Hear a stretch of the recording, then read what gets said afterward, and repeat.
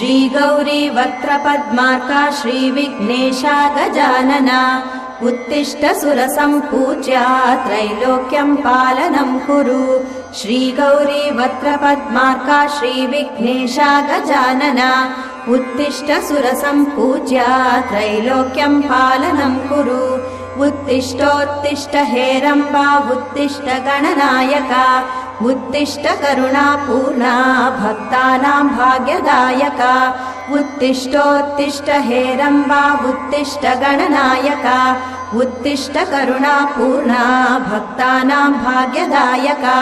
श्रीयाकुवाहन शिवात्मज दिव्यगात्रा श्रीभिन्नदन्तधनुजान्तक सूक्ष्मनेत्रा सर्वार्ति दुःख शमना फणिराजसूत्रा देवा गणेश्वर विभो तव सुप्रभातम्।